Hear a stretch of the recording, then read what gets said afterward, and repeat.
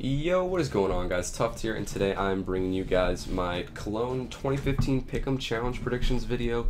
Obviously, with the latest update we had for CS, I think it was like 2 nights ago or whatever, we got the brand new Cologne 2015 stickers. So we have the autographed individual player stickers and the team stickers, both of which I think are pretty cool.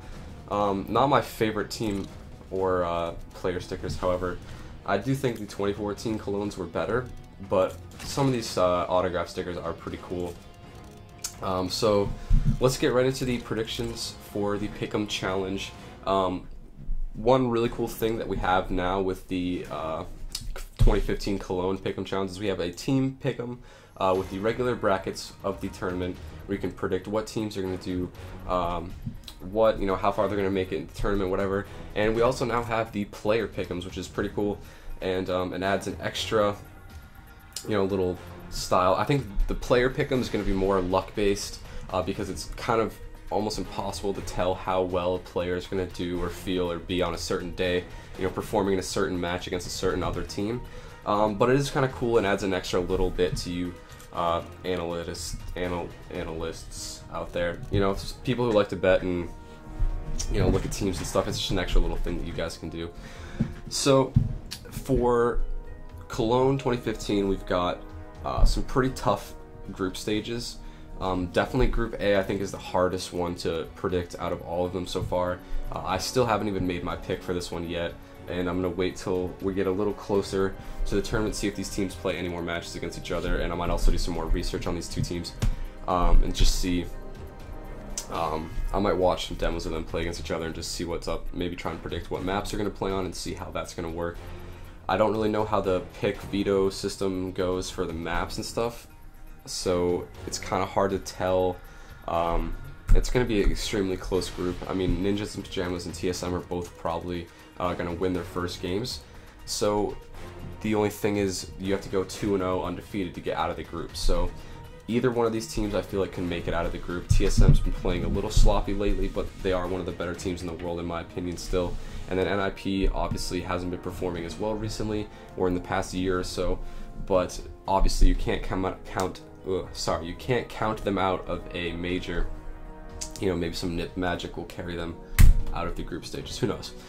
Group B, probably the easiest group to predict by far. You've got Team Envious, the new lineup for the Frenchmen. Won their last lands that they played at.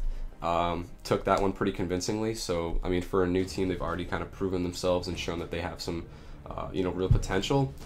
Obviously, Group B has no other real, competition. I mean, you've got Luminosity, that's kind of a write-off. Flip side, lost some good players recently. So, I mean, the only other team that really has a chance here is Team Kinguin. I mean, they've got a pretty strong lineup, but I don't think they're a strong enough team to take out the new Envious, especially since the Envious is going to be trying to prove themselves in their new lineup. They want to obviously try and perform as well as possible.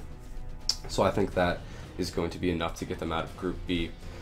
Group C, obviously another pretty tough one. We've got the new Titan lineup, which is going to be, obviously a pretty, solid showing out of them, I would assume. They've got some stuff to prove as well. So here, let me turn my game volume down a bit. I feel like this is annoying for you guys. There. Now maybe you can hear me a little better, sorry.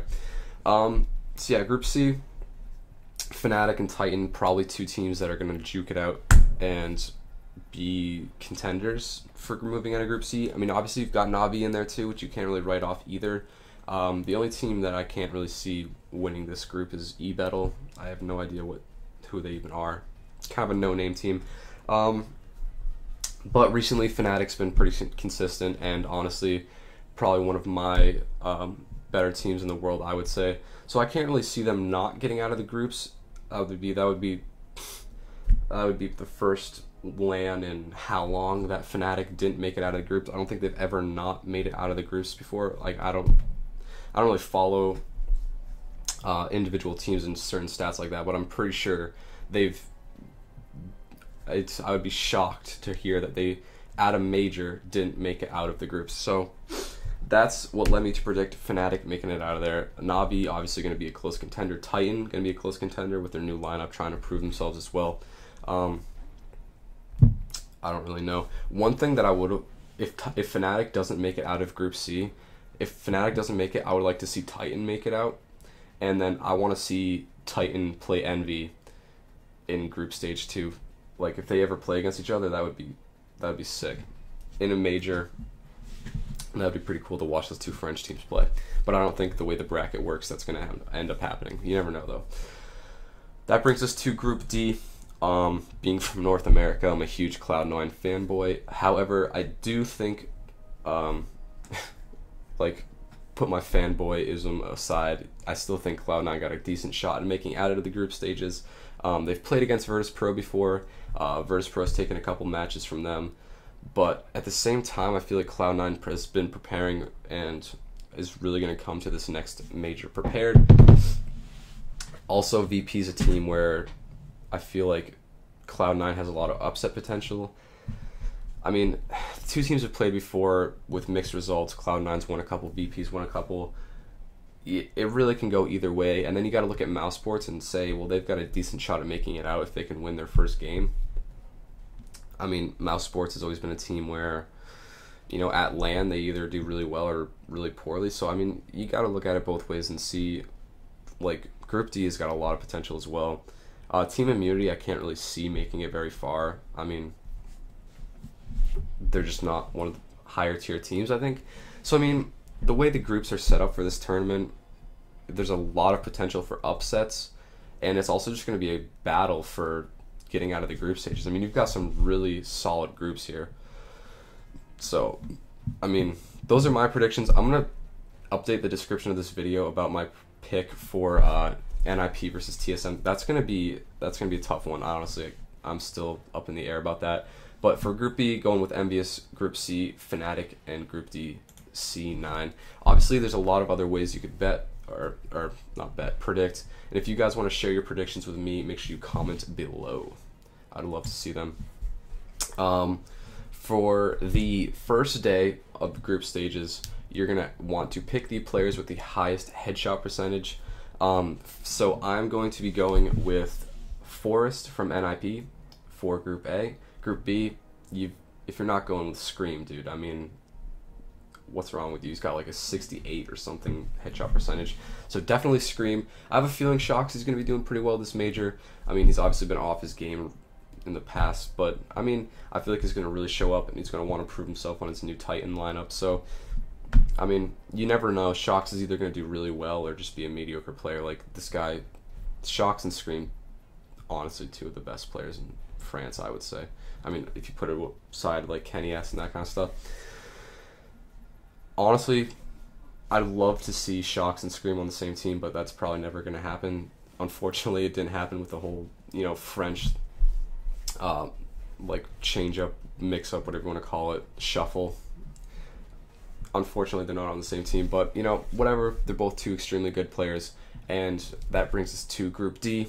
From Group D, I'm going to say nothing from Cloud9. Obviously, Cloud9 has a good shot at going far in this major, I would say, and Nothing is definitely one of the best players on their team.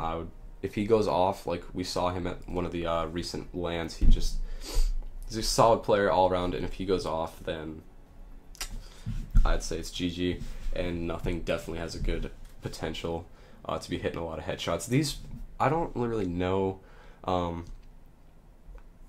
It's kind of hard to predict these because, I mean, like I said earlier, it's kind of hard to analyze everything and say, well, on this day against this team, this player is going to perform X amount of headshots and have a head percentage of this much. So this is really kind of luck, but these are honestly probably, I'd say, some pretty decent guesses at that. So that kind of wraps up my team pick'em challenge and my player pick'ems. I'm going to be doing videos for these every day as the information for these gets released and stuff.